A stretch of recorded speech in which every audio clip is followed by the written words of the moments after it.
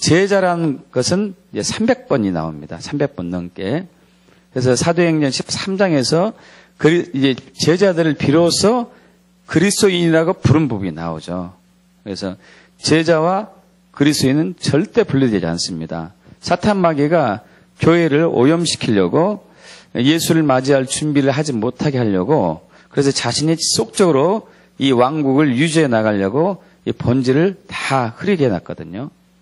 그러나 주의 재림의 때가 가까이 왔기 때문에 하나님께서는 저와 여러분에게 성경의 본질, 말씀의 하나님의 의도와 의중을 지금 열어주고 계십니다. 아멘. 그래서 여러분 제자와 그리스도인은 절대 분리되지 않습니다. 제자가 그리스도인이고 그리스도인이 제자입니다. 여러분은 예수님의 제자입니다. 있습니까? 그럼 제자도가 뭔지를 알아야 돼요. 제자도가 뭔지를 알아야 됩니다. 지금까지 계속 살펴봤는데요. 이번 시간에는 제자의 영성에 대해서 나누겠습니다. 여러분 영성 개발 이 단어가 등장하게 된 것은 최근에 얼마 되지 않습니다. 갑작스럽게 교회 전체의 영성 개발에 대한 이제 바람이 불기 시작했죠. 여러분 그리스도인에게 있어서 제자에게 있어서 영성과 영성 개발은 매우 중요합니다. 절대 없어서는 안 될 부분이죠.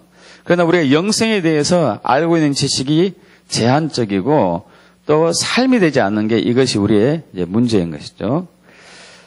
이제까지 영성의 그 흐름이 큰 두 가지 축이었는데 하나는 성령 사역을 영성이라고 영성의 가장 중요한 부분이라고 생각하고 있는 축이 있고요. 또 하나는 과거의 수도원적인 이제 신앙생활, 여러분 수도원 분위기 아시잖아요. 그런 부분을 영성 개발로 이렇게 많이 이제 생각을 하곤 했었습니다. 물론 그것이 전혀 틀리지는 것은 아닙니다. 그러나 더 깊은 본질로 들어가기엔 좀 부족한 부분이 있는데요. 여러분 영성의 핵심은 예수님입니다. 예수님이 영성의 핵심이에요. 성령의 사역도 중요합니다. 그러나 예수님이 없는 성령의 사역은 안 돼요. 여러분 수도원에서 정말 훈련한 것도 중요합니다. 그러나 예수가 없는 훈련은 안 되는 것이죠. 그래서 영성의 핵심은 예수님처럼 생각하고 예수님처럼 말하고 예수님처럼 행동하고 예수님의 인격과 성품을 가지고 살아가면서 예수님과 일치하는 것을 영성의 핵심이라고 볼 수 있습니다. 다시 얘기해서 제자도의 핵심도 마찬가지죠. 제자도의 핵심은 영성이에요. 예수님과 하나 되는 것, 일치되는 것. 그렇다면 이제 우리가 영성은 어떻게 개발해야 되는가? 어떻게 영성훈련이 되어가는 것인가를 오늘 간단하게 좀 나눠보고자 합니다. 첫째는 여러분 우리 그리스도인의 정체성 혹은 제자의 정체성을 정확히 이제 아는 게 중요하죠. 우리가 누구인가? 여러분 예수 그리스도를 믿는 순간에 저와 여러분 거듭났습니다. 할렐루야. 거듭났습니다. 그리고 이 세상에 살고 있지만은 이 세상 사람은 아니에요. 믿습니까? 이 세상에 살고 있지만 이 세상 사람은 아닙니다. 요한일서 5장 19절에 그렇게 얘기하고 있죠. 우리는 하나님께 속하고 온 세상은 악한 자 안에 처하였고, 여러분 이제 그 치외 법권이라는 얘기를 이제 우리가 가끔 하고 있는데요. 우리나라에 있는 대사관들, 그러니까 외국에서 이렇게 온 대사관 직원들은 사실 우리나라의 법에 이제 조촉을 받지 않고 자국법에 조촉을 받죠. 또 우리나라에서 다른 외국으로 이제 파송한 그 대사관 직원들은 그들 나라의 법에 조촉되지 않고 우리나라의 법을 받듯이 역시 우리 예수 믿는 자들 또 예수의 제자들, 그리스도인들, 제자들은 이 세상에 속하지 않고 하나님 안에 속했습니다. 하나님 품에 속했어요. 거듭난 생명, 이 거듭난 생명은 성령님의 DNA를 닮았습니다. 성령님의 DNA예요. 이 세상은 우리가 이제 고린도전서 2장 12절의 말씀이죠. 우리는 세상부터 온 영을 받지 아니하고 오직 하나님께부터 온 영을 받았으니 할렐루야. 저와 여러분은 하나님께부터 온 영을 받았습니다. 그러면 우리의 영적인 DNA는 성령님이셔요. 근데 성령님의 성품이, 대표적인 성품이 갈라디아서 5장 22절과 23절에 9가지 성품이 있죠. 사랑과 희락과 화평과 오래 참음과 자비와 양성과 충성과 온유와 절제의 이 성령의 DNA. 여러분, 이것은 변할 수가 없습니다. 이 DNA 바뀔 수 없어요. 문제는 이제 이 시대의 의학자들이 DNA 염색체를 바꾸려고 막 이렇게 하고 있는데, 여러분, 성령의 DNA는 바뀔 수 없습니다. 그래서 저와 여러분이 거듭난 순간 예수 그리스도를 우리 마음의 주인으로 영접한 순간에 새 영을 받았고 성령님을 받았습니다. 할렐루야. 새 영을 받았고 성령님도 받았어요. 저와 여러분 마음 안에 성령님이 거할 뿐만 아니라 새 영이 거예요. 근데 이 새 영은 성령의 모습을 그대로 닮았습니다. 씨가 그대로 있는 것이죠, 씨가. 그래서 저와 여러분은 이 영성에 있어서 가장 중요한 부분은 나는 성령의 DNA로 완전히 이루어져 있다는 것을 믿어야 돼요. 그 외에는 없습니다. 이 거듭난 이 생명에는 성령의 DNA만 있습니다. 다른 것이 섞여 있지 않아요. 팥 심은 데 팥 나고 콩 심은 데 콩 나는 것처럼 우리는 계속적으로 성령의 열매만 있을 뿐이에요. 성령의 열매만 있습니다. 성령의 열매만 있습니다. 성령의 열매만 있습니다. 반드시 그 열매를 맺을 것입니다. 그래서 이 오직 성령의 열매는 하면서 사랑과 희락과 화평과 오래 참과 자비 양성 충성 원유와 절제니 이와 같은 것을 금지할 법이 없느니라. 할렐루야. 여러분, 이 같은 것을 금지할 수가 없습니다. 우리의 영성은 당연하게 성령의 열매예요. 이것을 금지할 법이 없어요. 믿습니까, 여러분? 절대적으로 믿기를 축복합니다. 이것이 저와 여러분 정체성이죠. 자, 그러나 이 믿음만 가지고는 이제 저절로 되어지지 않죠. 이 믿음 위에 우리가 실질적으로 두 번째 영성 개발, 제자의 영성은 영을 따라, 성령을 따라 삶을 살아야 돼요.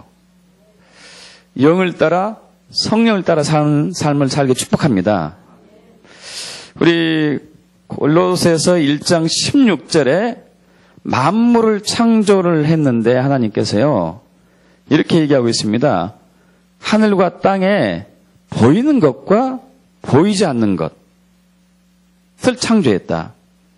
왕권들, 주권자들, 통치자들, 권세들, 이 만물들을 그로 말미암아 그를 위하여 창조하되, 이런 표현이 나오는데, 여러분, 이 세계에는 보이는 세계와 보이지 않는 세계가 있어요.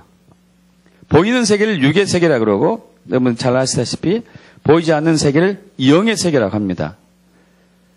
여러분, 근데 예수 믿지 않는 사람들은 보이는 육의 세계에만 살고 있죠.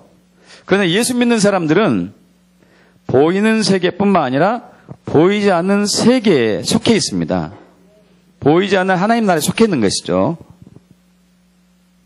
자, 그런데 우리는 이 영적인 DNA가 성령의 DNA를 그대로 닮았기 때문에 반드시 보이지 않는 영의 세계 안에서 살아야 돼요.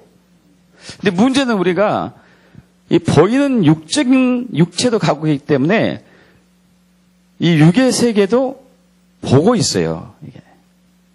이게 문제거든요. 그래서 여기서 우리 마음에서 결단을 이제 해야 되죠. 결단을.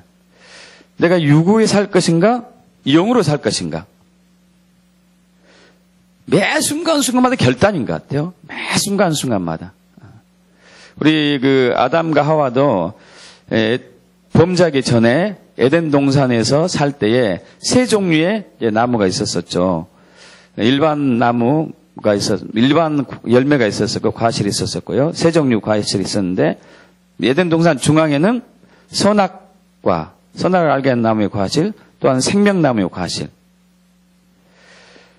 일반 과실을 먹고 난 이후에 그들이 에덴 동산 중앙에 갔을 때 선택을 하게 되겠죠. 선택을 합니다. 내가 선악과를 따먹을 것인가? 아니면 생명나무 과실을 따먹을 것인가? 우리도 늘 이제 결단하고, 늘 이제 마음의 갈등에서 어느 걸 선택할 것인가 늘 하는 것이죠. 육적인 열매를, 육적인 것을 취할 것인가? 영적인 것을 취할 것인가? 그래서 이 둘 사이에 치열한 전쟁이 있습니다. 치열한 전쟁이. 그래서 사도 바울은 갈라디아서 5장 17절에 말씀하고 있었죠. 육체의 소욕은 성령을 거스리고 성령은 육체를 거스르다니 이 둘이 서로 대적함으로써 너희가 원하는 것을 하지 못하게 하려 함이니라. 여러분, 우리가 원하는 것이 있습니다. 여러분, 우리가 원하는 게 뭘까요? 예수 믿는 사람이 원하는 게 뭘까요? 육적인 것일까요? 영적인 것일까요? 당연히 영적인 것이에요. 그러나 이 육적인 파워도 대단합니다. 왜냐하면 그 뒤에 세상이 있고 그 뒤에 죄가 있고 그 뒤에 사탄이 있기 때문에 이 육적인 유혹도 대단해요. 그래서 이 치열한 전쟁 속에서 우리는 순간순간마다 영을 따라 살아야 되고 영에 속해져 있어야 돼요. 여러분, 그렇게 되게 축복합니다. 그러나 이게 쉽지 않습니다만 할 수 있습니다. 그래서 로마서 8장 5절부터 쭉 내려가면은 육신의 생각, 육신을 따른 자는 육신의 일을, 영을 따른 자는 영의 일을 생각하나니, 여러분, 반드시 우리는 뭘 따르냐에 따라서 생각을 하게 되어 있어요. 육신을 따르게 되면은 육신의 것이, 육이 원하는 것을 따르게 되면은 육신의 생각을 하게 되어 있고, 영이 원하는 것을 따르게 되면은 영적인 생각을 하게 되어 있습니다. 그런데 그래서 육신의 생각은 사망이요, 영의 생각은 생명과 평안이니라. 육신의 생각은 하나님과 원수가 되나니 이는 하나님의 법을 지킬 수도 없고 지키지도 못하고 지킬 수도 없고, 그리고 육신에 있는 자들은 하나님을 절대 기쁘게 할 수 없어요. 자, 우리는 반드시 영을 따르는 삶을 살아야 됩니다. 여러분, 이건 오랜 기간의 훈련이 필요합니다. 이게 영성 훈련이라고 봐야 돼요. 영을 따라 사는 삶이 속도를 개발하고 또 개발하고 또 개발하는 것이 영성 훈련이라고 볼 수 있어요. 영성 훈련. 내가 어떻게 영을 따라 살 것인가? 어떻게 영을 따라 살 것인가? 우리는 막연하게 그동안의 신앙생활을 교회에 열심히 나오고 주일 성수 잘하고 목사님이 교회에서 시킨 말씀한 대로 그대로 순종하고 봉사하고 헌금 잘하고 성경 읽고 기도하고, 여러분, 사실 이것은 기본적인 거거든요. 아주 기초적인 거죠. 그러나 그 기본을 토대로 해가지고 영을 따르는 삶을 우리 스스로가 개발해야 돼요. 발전시켜 나가야 돼요. 그렇지 않으면 우리는 둘 중에 하나입니다. 영을 따라 지금 내가 가져앉고 있으면은 우리는 자동적으로 육으로 가게 돼 있어요. 어쩔 수 없습니다. 왜냐하면은 지금 두 개가 공존하고 있기 때문에 우리는 육신의 법에 굴복할 수 있는 육체가 있고, 또 영에 속한 영이 우리 안에 있고 성령을 따르는 영이 있고요. 두 개가 공존하고 있기 때문에 우리가 한쪽을 따르지 않고 있으면 다른 쪽을 따라가고 있는 거예요. 그래서 여기서 우리 반드시 깨어 있어야 되고요. 그래서 우리 안에 하나님의 영이 거하시게 되면은 우리가 육에 있지 아니하고 영에 있습니다. 할렐루야. 여러분, 하나님의 영이 거하고 계시면 믿습니다. 그럼 우리는 이걸 믿어요. 내가 육에 거하지 않고 영에 있다. 나는 육에 거하지 않고 영에 있다. 수도 없이 외치고 선포하시고 미혹된 생각이 올 때마다 거부하십시오. 그러면서 이제 로마서 5장 9절 얘기하고 있죠. 누구든지 그리스도의 영이 없으면 그리스도의 사람이 아니다. 너희 안에, 또 그리스도께서 너희 안에 계시면 몸은 죄로 말미암아 죽은 것이나 영은 의로 말미암아 산 것이다. 할렐루야. 여러분, 예수가 우리 안에 거하십니까? 저와 여러분 안에 거하십니까? 그 몸은, 육체는 죄로 말미암아 죽었습니다. 죽었어요. 그러나 영은 의로 말미암아 살았습니다. 그렇게 되는 순간에 예수를 죽은 자 가운데 살리신 이의 영이 우리 안에 거하시는 그의 영으로 말미암아 우리 죽을 몸도 살리십니다. 할렐루야. 우리 죽을 몸도 살리세요. 그래서 우리 무릇 너희가 육신대로 살면 안 된다고 얘기하고 있죠. 육신에 대해서 육신대로 살면 안 된다. 육신대로 살면 반드시 죽을 것이라도 영으로서 몸의 행실을 죽이면 살리니. 할렐루야. 무릇 하나님께로부터 인도함을 받는 사람은 하나님의 아들이라. 저와 여러분 하나님의 아들이라는 증거는 영을 따라 살 때에 증거될 수 있어요. 영을 따라 살 때에. 영을 따라 살기를 축복합니다. 여러분 이제 책을 읽어보신 분도 있고 들어보신 분도 있어요. 후쿠시게 다카시라는 이제 일본 공학 박사가 이제 경험한 거. 육이 죽어 영이 산 사람.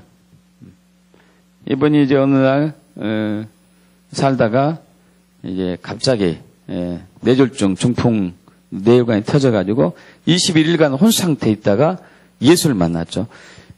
살면서 한 번도 예수에 대해서 들어본 적이 없는데 이분이 혼수 상태에서 반 죽음 상태에서 예수를 만났습니다. 예수를 만나고 난 이후에 그의 삶이 완전히 바뀌었어요. 그래서 그가 말이 어눌하지만은 그 어눌한 상태에서 예수를 전하고 있습니다. 그러면서 핵심은 그거예요. 육이 죽지 않으면 영이 죽는다. 영이 살려면 육이 죽어야 된다. 여러분, 우리는 반드시 육을 죽여야 돼요. 이것은 평생의 저와 여러분의 십자가일 겁니다. 평생의 십자가. 한순간도 우리가 방심할 수 없는, 한순간도 방심할 수 없는 평생에 껴있어야 십자가 중 하나죠. 계속적으로 육체의 정욕을 십자가에서 내어서 죽이는 것. 그렇게 축복합니다. 지금 이제 저희가 나누고 있는 제자의 영성인데요. 제자의 영성. 어떻게 우리가 영성을 개발할 것인가? 그것은 첫 번째는 저와 여러분 정체성을 이제 어떤 존재인가? 제자가 누구인가? 그리스도인이 누구인가를 확실히 아는 것이고요. 두 번째는 이제 그 확실한 정체성대로 우리가 살아가는 거죠. 그래서 영으로 사는 것. 성령을 따라 사는 거. 자, 성령을 따라 살고 영으로 살려면은 세 번째 굉장히 중요한 게 있습니다. 예수님과 친밀한 교제를 나눠야 돼요. 그것이 오늘 우리가 읽었던 처음 본 말씀이죠. 나는 포도나무에 너희는 가지니 그가 내 안에, 내가 그 안에 있으면 이 사람은 과실을 많이 맺나니. 우리가 예수 안에 있고 예수님이 우리 안에 있는 것은 친밀한 사랑의 교제를 얘기하죠. 친밀한 사랑의 교제. 여러분, 그런데 그동안 한국의 교회를 비롯해가지고 이제까지 현대교회에 병든 것이 친밀한 사랑의 교제가 아니고 종교적인 행위를 열심히 하는 것을 믿음이 좋다고 해왔어요. 새벽 예배 빠짐없이 나가고 봉사 많이 하고 전도하고. 여러분, 중요합니다. 여러분, 그러나 이 율법 행위를 잘했기 때문에 저와 여러분이 의롭다함을 받는 것은 아니에요. 저와 여러분이 의롭다함을 받는 것은 오직 예수의 이름뿐이에요. 근데 예수의 이름을 얘기하면서도 저와 여러분은 우리 자신도 모르는 사이에 내가 한 행위를 가지고 주님 앞에 나와서 뭔가를 은혜를 받으려고 하고 보상을 받으려고 하고 복을 받으려고 하는 것이 있었어요. 여러분, 그것이 바로 율법주의고 기복신앙이고 인법주의고 거짓신앙이거든요. 이것은 평생을 또 괴롭힐 거예요. 사탄 마귀가. 사실 이 거짓신앙은 아담과 하와 때부터 계속 있어 왔거든요. 예수님이 재림하는 그날까지 거짓신앙은 계속 저 여러분 괴롭힐 겁니다. 그러나 거짓신앙을 벗어날 수 있는 길은 딱 하나예요. 주님과 깊은 친밀한 교제 안에 들어가는 것. 여러분, 이 주님과 깊은 친밀한 사랑의 교제가 들어가지 않고 우리가 봉사하고 희생하고 헌신하잖아요. 분명히 보상을 요구하게 돼 있어요. 분명히. 이건 100%입니다. 누구도 그렇지 않은 사람 없어요. 내가 뭔가를 헌신했는데 거기에 대한 대가를 바라거든요. 대가를 바랍니다. 그러나 주님과 깊은 사랑의 교제 속에서 나온 그 순종과 헌신은 대가를 바라지 않아요. 있습니까, 여러분? 친밀한 교제 안에 들어가길 축복합니다. 제가 얼마 전에 이제 유튜브로 봤던 건데요. 지금은 그분이 교수인데, 대학때 전공이 성악이었습니다. 참, 어려운 환경, 가정에서 태어났고, 어렵게 해가지고, 명문 고등학교도 아니고, 아주 이름 없는 고등학교를 나가서, 어렵게 성악을 이제 공부를 하고 있는데, 그 삶의 여정이 너무 각박하다 보니까요. 삶의 여정이 너무 각박하다 보니까, 노래하는 것에서 그게 이제 드러나게 돼 있거든요. 그래서 한 번은 유럽의 사랑의 세레나데, 그것을 이제, 교수가 시험을 보는데 한번 자기 차례가 와서 불렀어요. 사랑의 노래를 부르는데 군가처럼 불렀습니다. 군가처럼.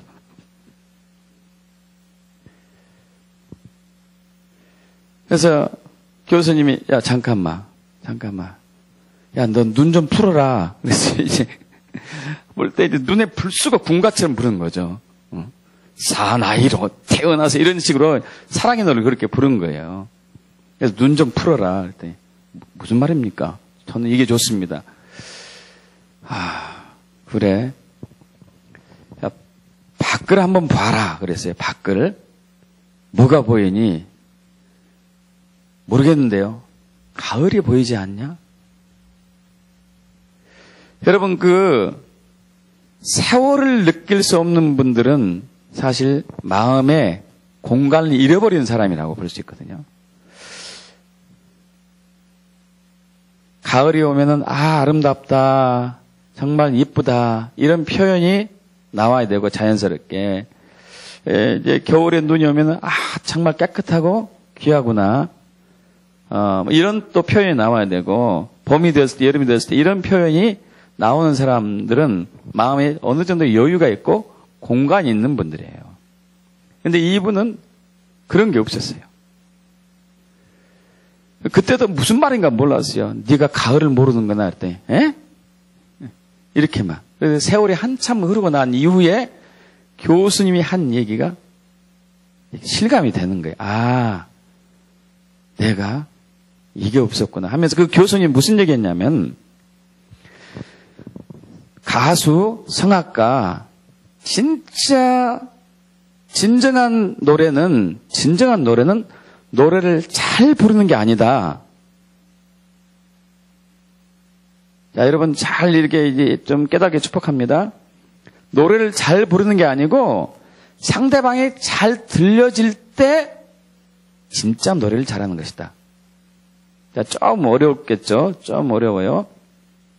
자, 연기를 또 예를 들어 연기를 사람들에게 내가 연기를 잘하려고, 내가 진짜 연기를 잘하려고, 가수들 내가 진짜 노래를 잘하려고 이렇게 했을 때는 그 사람은 연기를 아직은 하지 못한다는 게, 노래를 잘 하지 못한다는 게.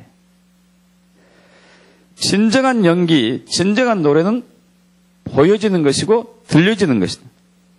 여러분, 이 꽃이 향기를 바라는 꽃이 있지 않습니까?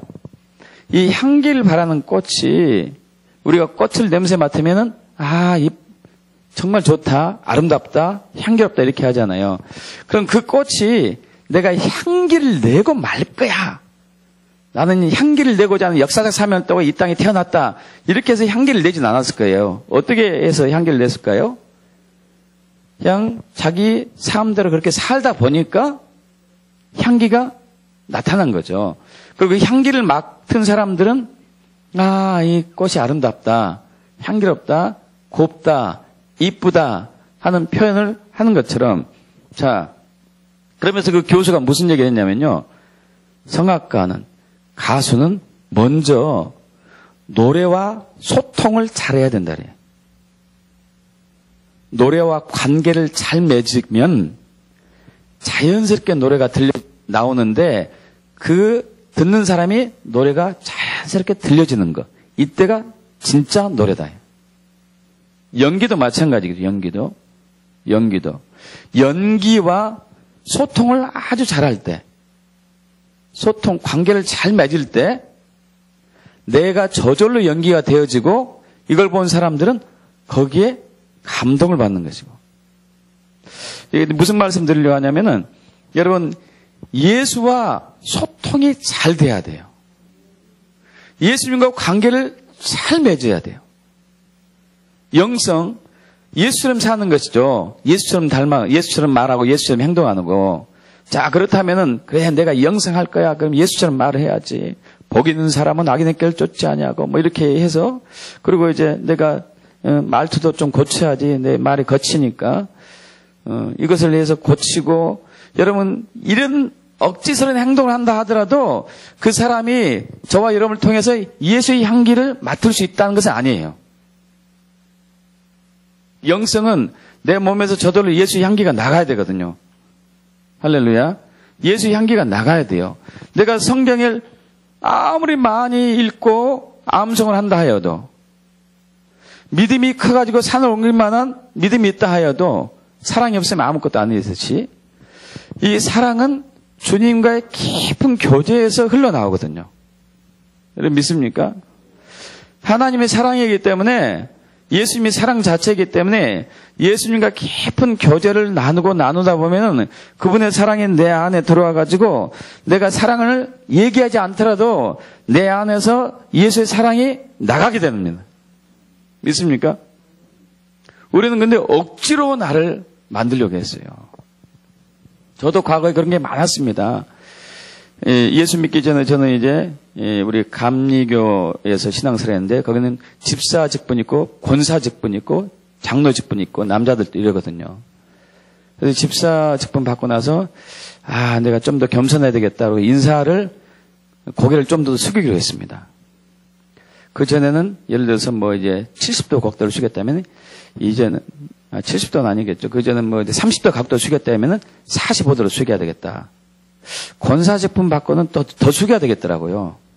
그래서 한 60도로 숙여야 되겠다. 여러분 그런다 하더라도 제 안에서 예수의 향기가 나가진 않았어요. 왜냐하면 주님과 깊은 사랑의 교제로부터 흘러나온 인사가 아니었어요.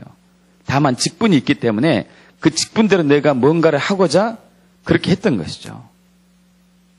여러분 이런 관계에서는 상대방이 저를 통해서 예수의 향기를 맡지는 못해요. 정말 그 주님의 사랑에 취했을 때 제 안에서 사랑이 저절로 나가면서 향기가 흘러나갈 줄 믿습니다. 믿습니까 여러분?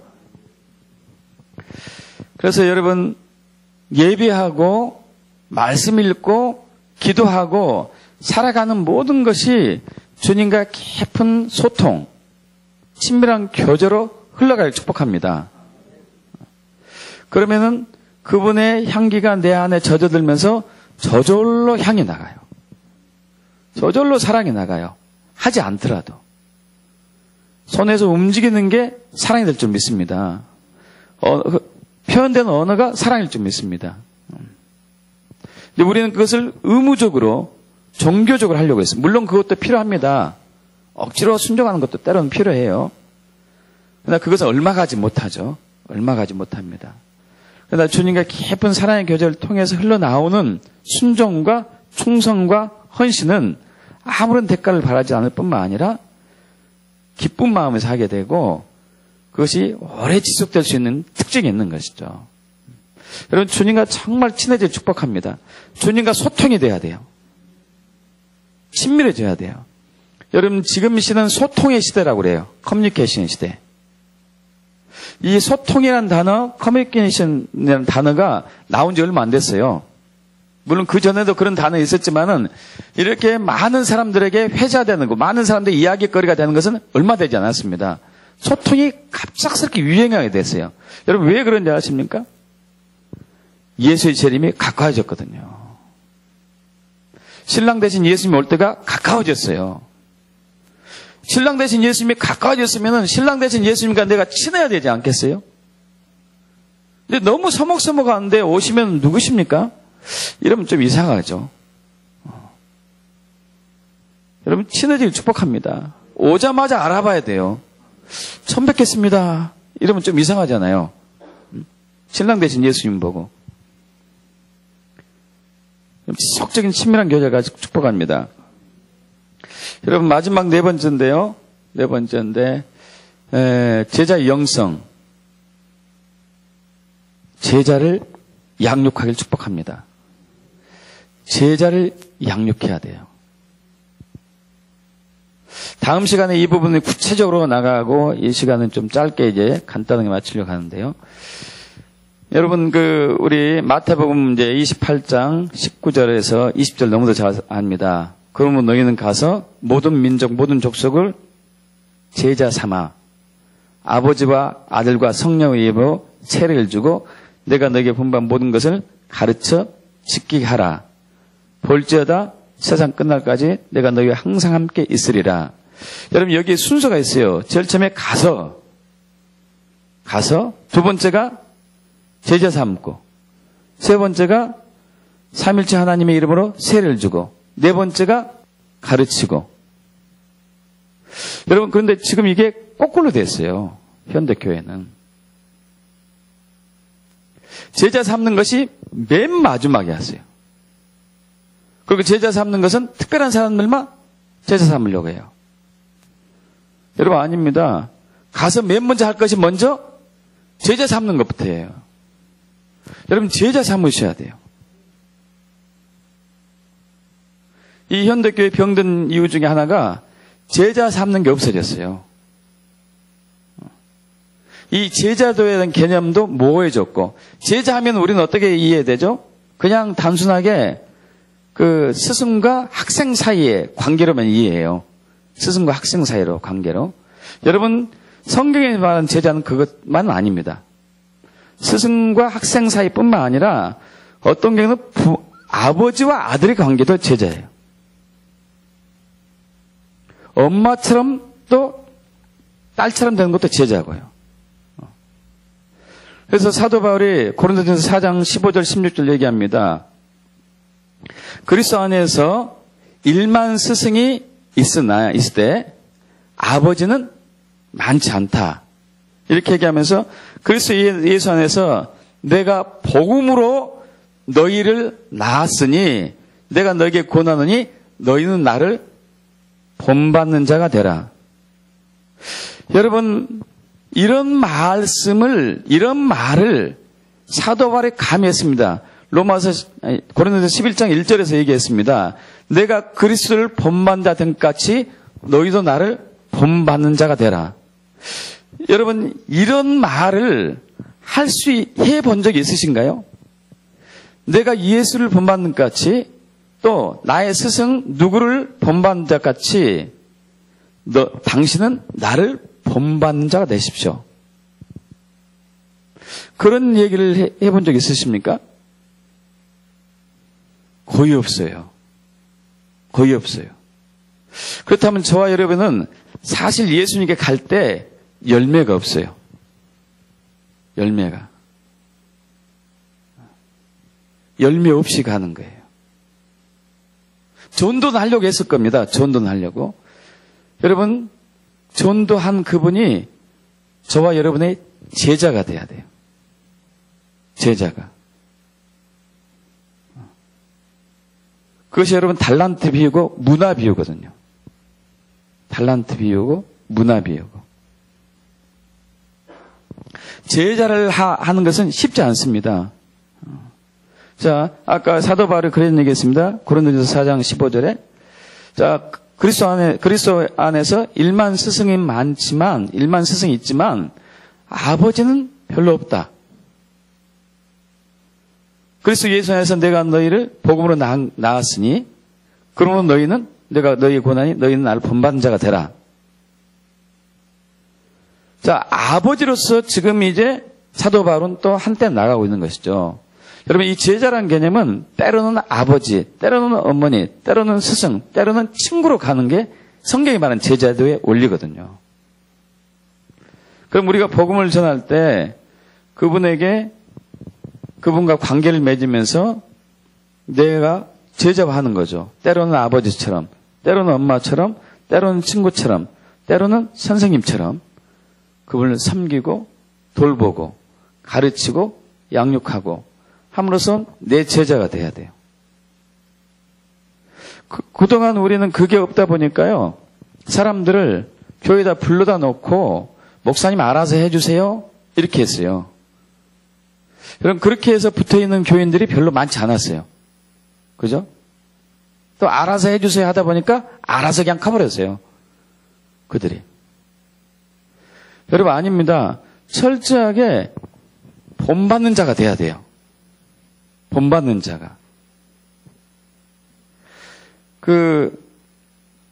예수라는 분이 참으로 세계에서 가장 존경하는 이제 분인데, 모든 사람이 가장 존경하는 분인데, 문제는 예수를 따르는 사람들이 제자화 되지 않아가지고 그분이 욕을 먹고 있어요. 안티 기독교인들이 많아지고 있고. 그냥 막연한 그리스도인은 이 종교적인 그리스도인으로 전락해버린 이 현실 때문에 그 귀하고 만왕의 왕이시고 만주해 주신 예수님이 영광이 땅에 떨어지고 있거든요. 여러분, 우리가 그분을 높이려면 우리가 제자가 돼야 되고 제자를 삼아야 됩니다. 제자를 삼으셔야 돼요. 그렇게 됐을 때는 저와 여러분의 각오가 달라져야 될 겁니다. 그러지 않겠어요? 나를 본받으세요. 감히 말할 수 있겠습니까? 어떻겠어요? 나를 본받으세요? 아니, 사도 바울이나 해야지 어떻게 내가 그런 얘기를 해? 아닙니다. 예수님이 분명히 말씀하신 거예요. 그러면 너희는 가서 모든 족속을 제자 삼으라고요. 할렐루야. 믿습니까? 제자 삼으라고 그랬어요. 제자 삼으라고. 그럼 제자 삼아야 되죠. 그럼 제자는 나를 따라와야 되거든요. 나를 따르는 사람이 제자죠. 나를 따라와야 돼요. 그럼 나를 본받는 사람이 돼야 돼요. 나를 본받아야 돼요. 여러분, 복음 전하다 보면은 많이들 느낄 겁니다. 교회에 다녔다가 안 다니는 사람들이 굉장히 많잖아요. 안 다니는 분들이 공통적인 특징 중에 하나가 있어요. 누구 때문에? 시험 당했다고.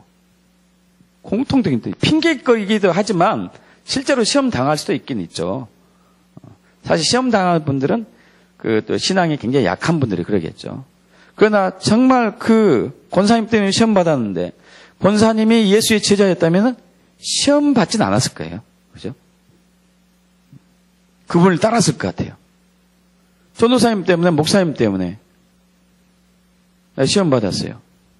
그분으로부터 예수의 향기가 나왔다면 시험 받진 않았을 거예요. 여러분, 이제 우리가 스승이 돼야 돼요. 할렐루야. 스승이 돼야 돼요.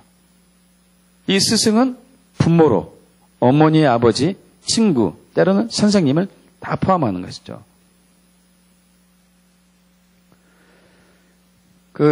우리나라 이제 교육제도가 초등학교 6학년, 중고등학교 합쳐서 6학년, 대학 4년에서 총 16년입니다. 16년을 이제 학업 과정을 마치게 되면은 어떤 사람은 이제 고등학교까지 해서 12년 마치고 나면은 사회생활을 하게 돼요. 교육의 목적이 어디 있죠? 교육의 목적이 교육을 받아가지고 그 사람의 이 사회 이론으로서 사회에 귀한 일들을 할 수 있게 하는 것이 교육의 목적이지 않습니까? 여러분 자녀들이나 여러분들이 그렇게 축복합니다. 근데 교회 내에 문제가 있어요. 졸업을 안 해, 사람들이. 졸업을 않고 계속 다니기만 해, 학교만. 어떻게 해야 될지, 어떻게 해야 될까요, 이거? 여러분 여러분 자녀들 한번 생각해 보십시오. 졸업을 하지 않고 50년 학교 다니고 있어. 학비 계속 대주고, 이 학교 마음에 안 들고 다른 학교 또 옮겨가지고 또 다니고 있네. 졸업하지 않고. 아니, 골칫덩어리죠, 골칫덩어리. 웬만하면 졸업합시다, 여러분.